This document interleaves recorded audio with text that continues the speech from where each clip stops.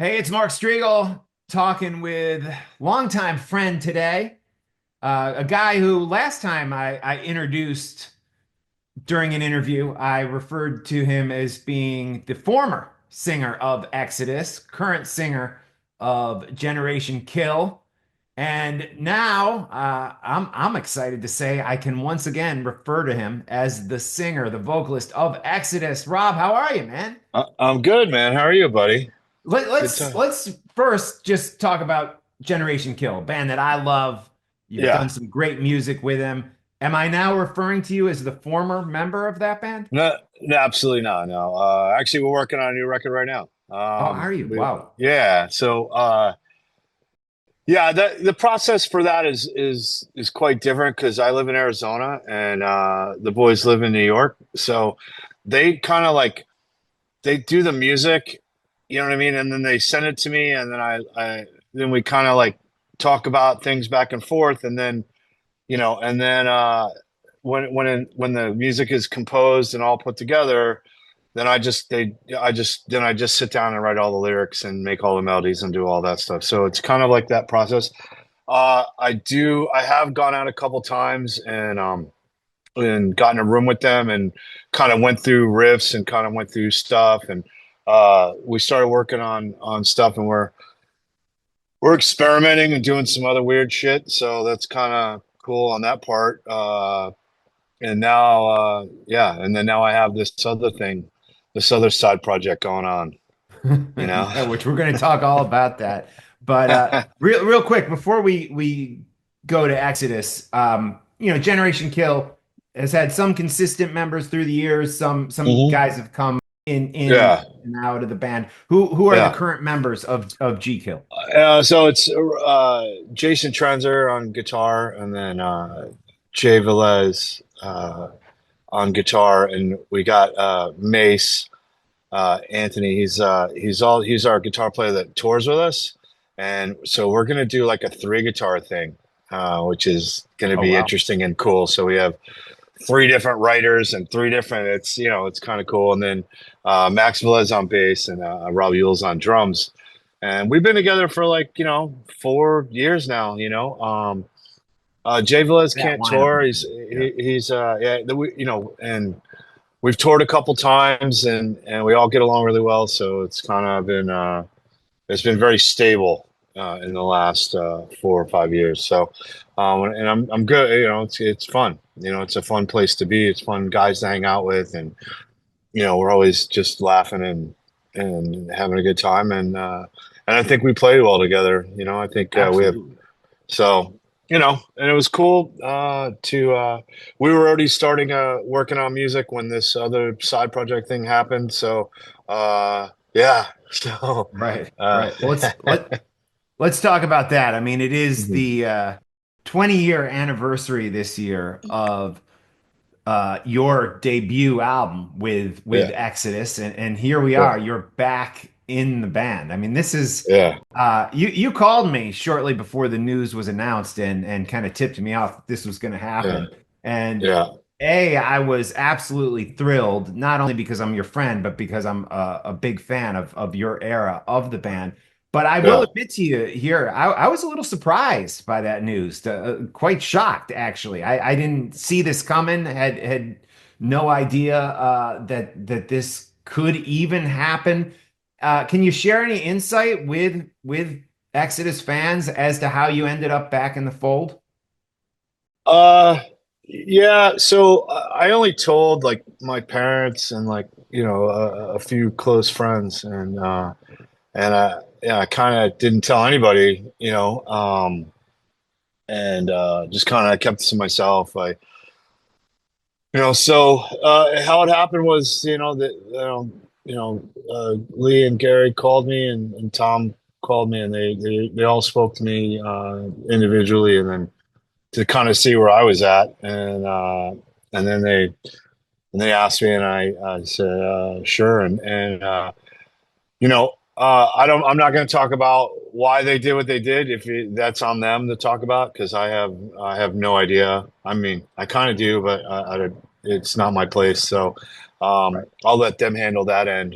I'm just I was surprised as you, man. I mean, when I got the call, I mean, I didn't, you know, like me and Lee and Tom and I mean, me and Gary didn't speak as much, but me and Tom and talk all the time. Me and Lee constantly talk about hockey and give each other shit. You know, I'm a Rangers fan, he's a Flyers fan, so we're always in contact, especially during hockey season.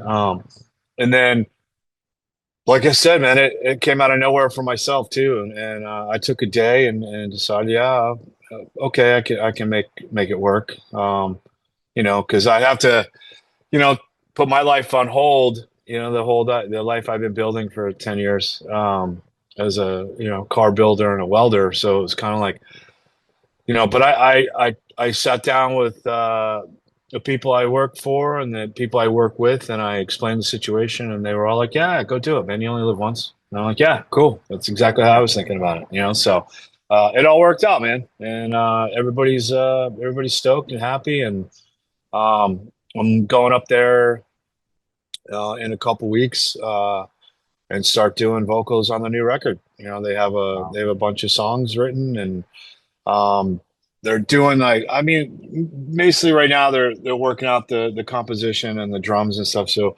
uh, and then once again, I'm the fucking new guy, so I'm not really in the loop on things. I just know that uh, I'm gonna be there in the first week of March, and then I'll probably be there for a while. Yeah.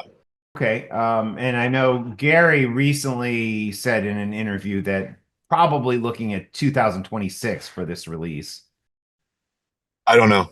I don't have that information. Like I said, I'm the fucking new guy again. So, Okay. Okay. uh, they just asked me, "Hey, can you do this, and that?" I go, "Yeah, I can make that happen." So, I mean, for me, it was a lot of scrambling, trying to get the projects that I'm involved with, the cars I'm working on, trying to get them to either a finish point or at least a decent stopping point, and dealing with other people's expectations and putting their expectations on hold a little bit. So it was kind of like a dance, and I was pretty stressed until about a week and a half ago when the things just kind of like, okay, this is the timeline.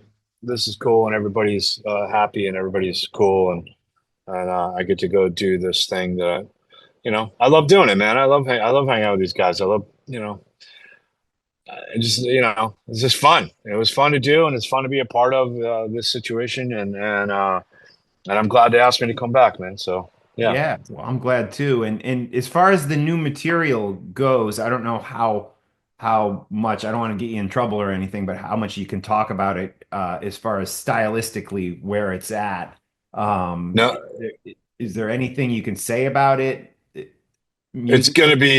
gonna be really uh from I've heard a few tracks, and they're just they're really fast, and it's just fucking thrash metal, and it's Exodus for sure. I've heard like bits and pieces, and I went up to San Francisco like 2 or 3 weeks ago, and I sat in on a writing session with Gary and Tom, and it was awesome, man. I mean,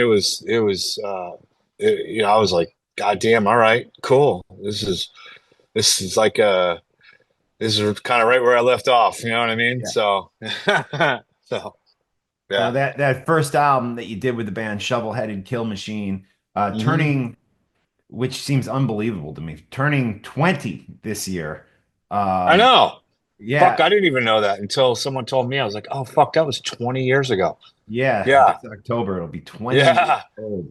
Any memories of doing that, your first release with the band? Oh, yeah. I remember. I did. I'd never done it before, so I know I blew my voice out the first fucking day of being in the studio because I went like as hard as I could day one, and uh, you know, fucking. So I struggled through the rest of the record, and you can hear it in my voice. Like if you listen to that record, compare it to A. So between Shovelhead and Exhibit A, I mean, I had you know 300-400 shows to kind of figure out who I was and what I was doing. You know what I mean? It took me a while to figure that out. And when I finally did, there is a a sense of like in the studio. There's a like you kind of you don't think about tomorrow. You don't think about oh, I got to do a show tomorrow. Basically, you just the way I sing is I just scream at the top of my is as loud as is I just give everything I have.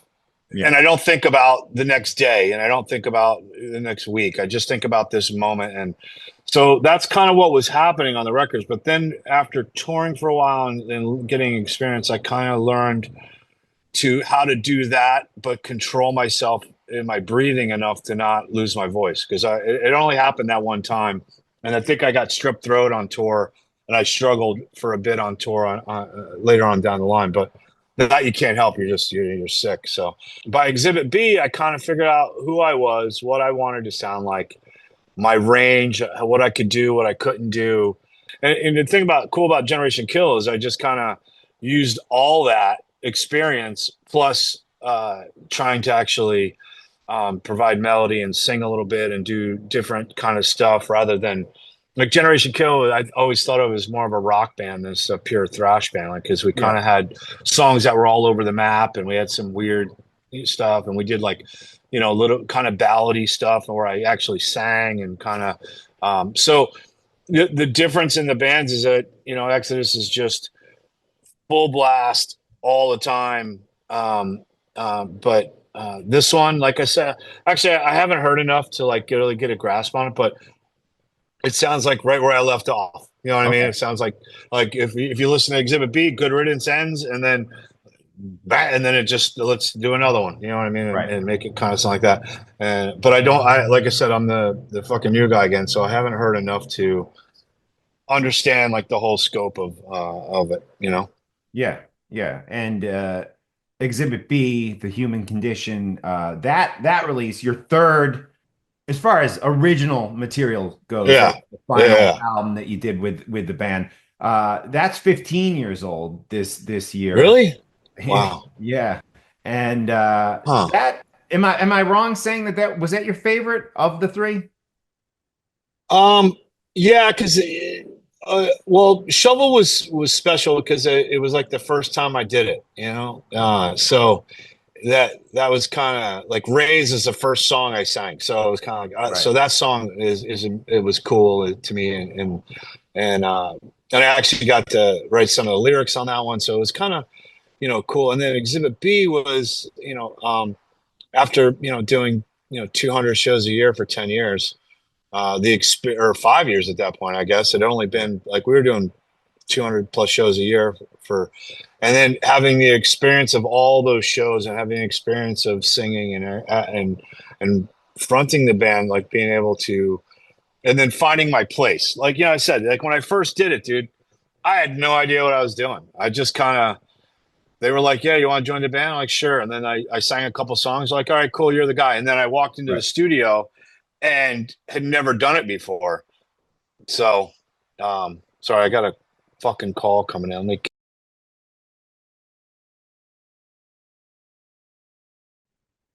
All right, Yeah. so we got cut off. So now here we are talking about this again. Yeah.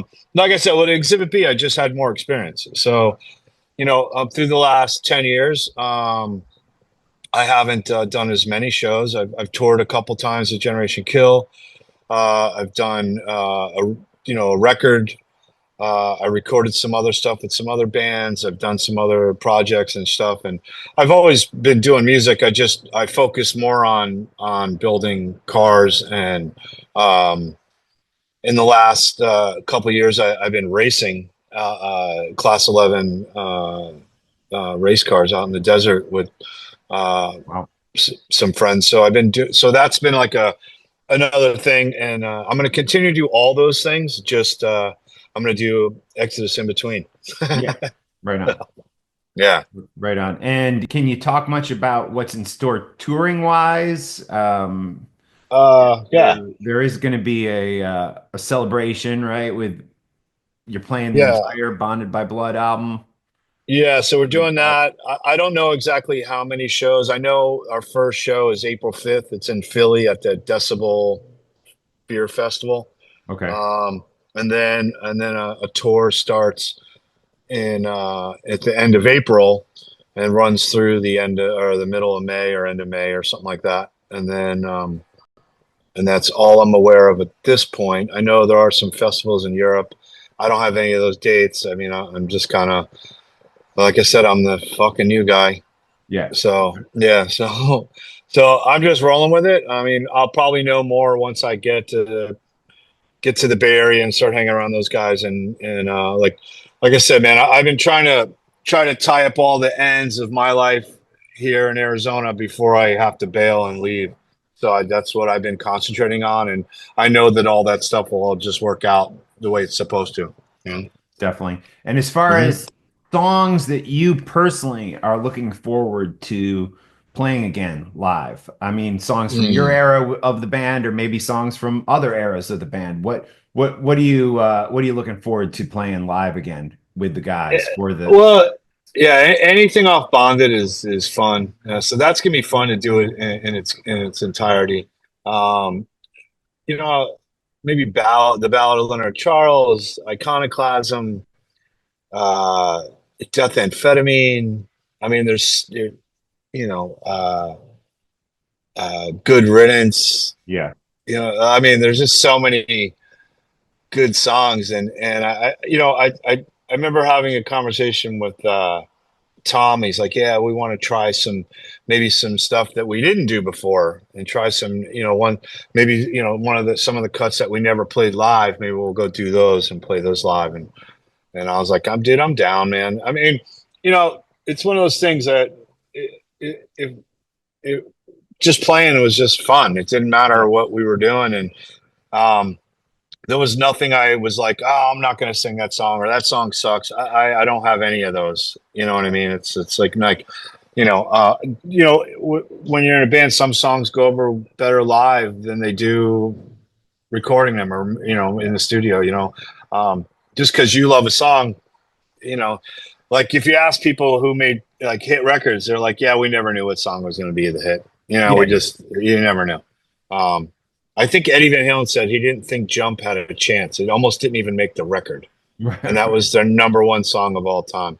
Yeah. One of my least favorite Van Halen songs, but I mean, if it was up to me, like Mean Street would have been, Yeah. or you know what I mean, or when push comes to shove, something like that era. Like, I mean, that those albums didn't even fucking chart, man. I mean, it's crazy that like you listen to Fair Warning now, and you're like, how the fuck did this album not make number one? You know what I mean? Yeah, So anyway, that was like the least selling yeah, I album know. of the first six, you know, and Hmm. nowadays I feel like people respect it more than they did Oh, when it came out. yeah. I just went through every year on Eddie's birthday, or the date that he died, I listen to the entire Van Halen catalog from 1 to 6, and I just go through Right. the whole thing. And I did the same thing with Neil with Rush. I go from the first album all the way up to like Power Windows, and Okay. and so. But this one, I was reading Getty's book. Did you read Getty's book? I have not read it. No. Did, No, I Mark? need to. I need to. Mark, it's one of the best books I've ever read, man. I mean, Really? I actually I read it twice, and then Wow. I listened to the Audible Audio. because Geddy reads it, and Right. so I've listened to it more than once. I listened to it. I was falling asleep to it. It's one of the best books I've ever read. And anyway, as I was reading the book, he would talk about like the recording sessions of Fly By Night, how they had like a pound of hash and they were just smoking hash. And Yeah. so while I was reading the book, I'd go to work the next morning and I would listen to Fly By Night. And then I'd listen to, like Caress of Steel, and I did that with so as I was reading Getty's book, I listened to every album. And, you know, like most people, I kind of like, I stopped listening to their later catalog because I didn't, I just want to hear the old shit, from when I was a Yeah. kid. But I listened to everything they did, and they are the one. I mean, they got better and better and better. Their songs are they're constructed in the same fashion they did in the early days, but they trimmed off a lot of the fat, Right. and the newer stuff was so good, man. I mean, they were just so fucking good, man. I mean, Counterparts is one of my favorite records now. Really? I mean, Wow. that album's fucking unbelievable. Yeah. Anyway, so. Yeah, I forgot what we were talking about, Yeah. but No, Rush is always a good place to go. Fly By Night just turned 50, which is unbelievable. I mean, dude, I remember wearing a groove into that it would only play on my fucking turntable. Like it oh, wouldn't. No, yeah, you know what I mean. That's one of my favorite albums of all time. yeah, the Yeah, first one with Neil, who not mm. only a drummer, I mean, his lyrics were just really took the Phenomenal. yeah, Yeah, because you know when you listen to the first album, you realize how fucking dumb the lyrics are, but yeah, they're the singing music about was drinking good. Yeah. beer and stuff. Yeah, and Yeah, yeah, dude. yeah. Wait till you read the book, dude. Mark, I Okay, I highly will recommend read it. it. It's one of the best books I've ever read. It's an unbelievable. Uh, I mean, uh, I cried multiple times reading it. I mean, Wow. there's some really like just stuff happens, man, in Geddy's life, and when you get to the Neil part, one story. I came home. I was listening to it in the car on the way home from work, and I was bawling because he's talking about Neil's last days Yeah. and when he was hanging out with him. And my eyes were all red from crying. I was like, "Ooh," I'm driving in the car, and I come in the house, and my girl looked at me and she goes, "What the fuck happened?" I was like, Neil died, and she's like, "Oh, you asshole! Like you're Right. reading a book." It was so funny. She thought something like tragic happened, and it was just me. I'm just listening to a book. Yeah, dude, it's deep, man. It's fucking deep, man. Yeah. Wow, okay. Anyway, yeah, And of course, I always got to touch base with you on Star Wars, consistent Mm. theme throughout our interviews through the years. Yeah, yeah, What happened? I don't know. I kind of it kind of jumped the shark for me in recent years. I thought that final season of Mandalorian, I couldn't believe some of the stuff that I was seeing on that. And I yeah. want to love it. I really do, but I don't know. It got away from me a bit. And I will tell you, I haven't even some of the newer series I haven't really kept up on. Uh, Where are you with Star Wars? so I'm on the same page you are with Mandalorian. It kind of lost me in the last one. And it was so good at the It beginning. was so fucking good, man. The IG-11, the you know the IG units, the fucking Nick Nolte character, I forget his name. Oh man, it was so good. It was such a they killed him. You know what I mean? They did. You know, it was so good. And then you know, you know you had to kind of think that Disney was going to kind of fucking ruin it. Yeah, But I will give you some advice when it comes to Star Wars. Star Wars was written for children, and you got to remember when me and you started watching it, we were very young. yeah, So what I try to do is put myself there when yeah. I'm watching it, right? So I did like what was the series with so Rogue One was fucking awesome, I right? That liked was one of Rogue my One. Yeah, I'm Rogue One psyched was they're fucking doing great. second season of that. No, Rogue One the movie. Oh, and no, The Rogue One, stand and then yeah, so this the sequel, the Andor is the prequel to that, Andor, right? right? Yeah, so And Andor. I'm sorry, they're yeah. doing a second So season of Andor. Yeah, well, they had to because they didn't finish it. So I yeah, really liked Andor. I thought Andor was great. I liked that character. So it got away from me a couple times. I was like, but I kind of gave it a watch because I remember. I keep saying to myself, remember you're fucking 8 years old. You remember, so just try to stay there. And then I watched the Kenobi series. Uh, yeah. I watched that. I thought it was all right. It's only 4 episodes, but it was all right. You know, I mean, when they focus so much on like it was okay. It was okay. The Boba yeah, Fett series, I liked some of it, but it got away from me also. Um, but I liked Solo. I actually just watched that recently. I actually just last week I watched 4, 5, and 6, and I remembered that. Oh yeah, I'm 8. yeah. I'm not I, you know I'm I not in thought my Solo 50s. was good. I think people had problems with it because it was a different actor portraying, young Han Solo. But Yeah, I I thought, didn't care. I didn't care about any of that. Like, yeah, I didn't give a shit. You know, I thought the guy was good. I thought the story was good. I love how he met Chewbacca. It was fucking awesome. So, and then, that one was cool. And then I started the Acolyte. I just not my thing. Um, and then what was the other one? Goku or uh, The girl's Jedi. That one was okay. It was yeah, all right. Um, Ahsoka is that? she's Ahsoka, yeah. So Yeah. she was badass in Mandalorian. I thought that was a good character, and I thought I was kind of cool that they did that thing, and I was okay with the story. What's funny to me is that I don't when me and you first met 20 years ago, and we were talking about the after universe, like they could go back and tell, like, what I would like to see is The the expanded what universe the that they expanded kind of universe, like killed. Yeah, when yeah, like when IG88, when he becomes a Bing, like that story of IG88 is so awesome.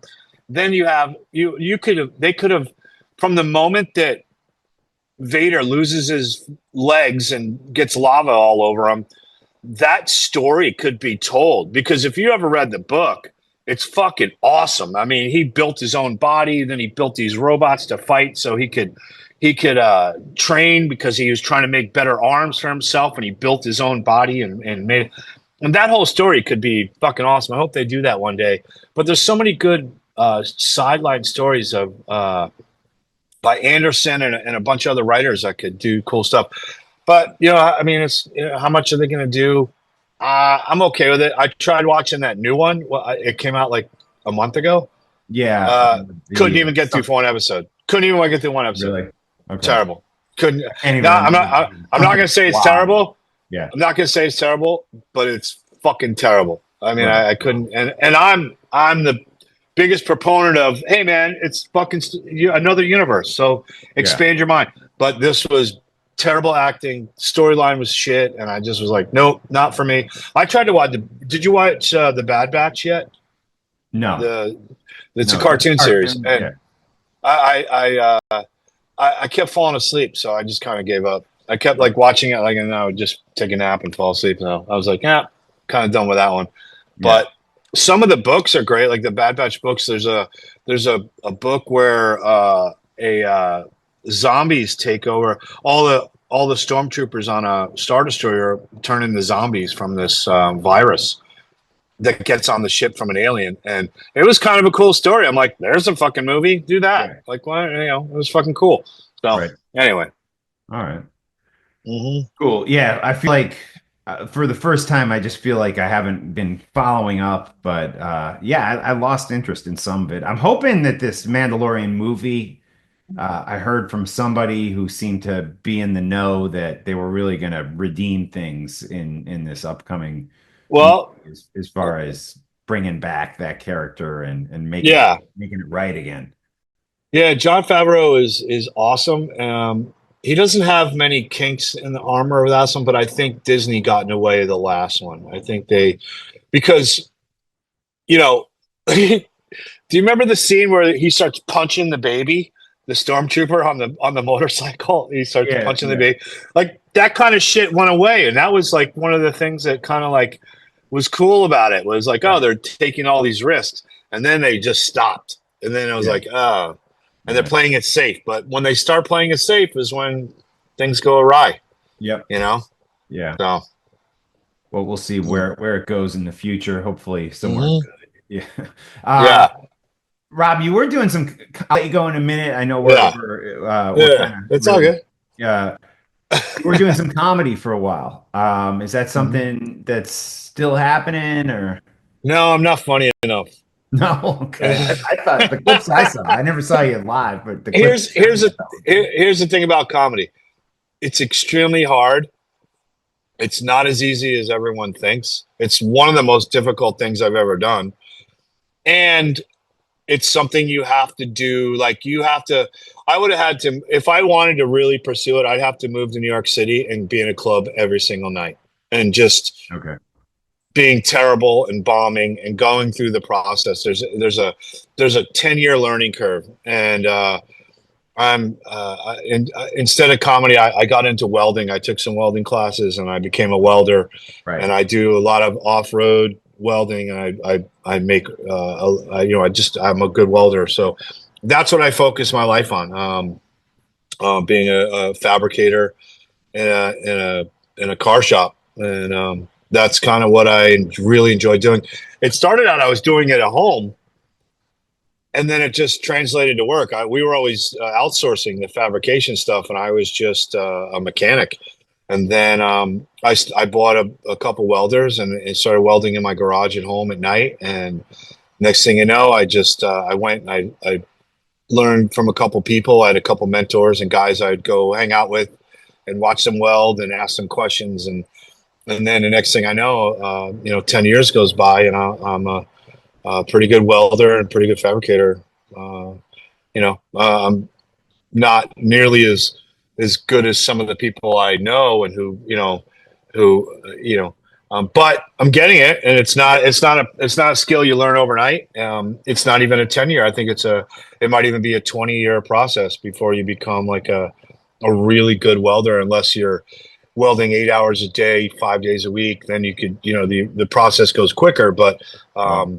yeah, mine isn't like that. I do a lot of welding, but it's, I do a lot of other stuff too. So it's kind of like not just one thing. I build motors and transmissions and do a lot of custom brake stuff Right. and stuff that goes along with car restoration. Yeah. If you watch the TV show, there's a lot of different aspects that go into a car, and it's hard to master all of them. So you kind of have to focus on a couple things and get really good at those couple things. I hear you. So that's Cool. what I've been doing. Yeah. Awesome. And here we are back in Exodus. Yeah, I'm back in Exodus. Yeah, we'll leave it at that. We are Yeah. looking forward to hearing music. It sounds like it might be a little bit of a wait for that. All Awesome. right. Well, thank Cool, you. man. And thanks for talking with me and welcome back to Exodus. Thanks, man. I'm stoked and good talking to you.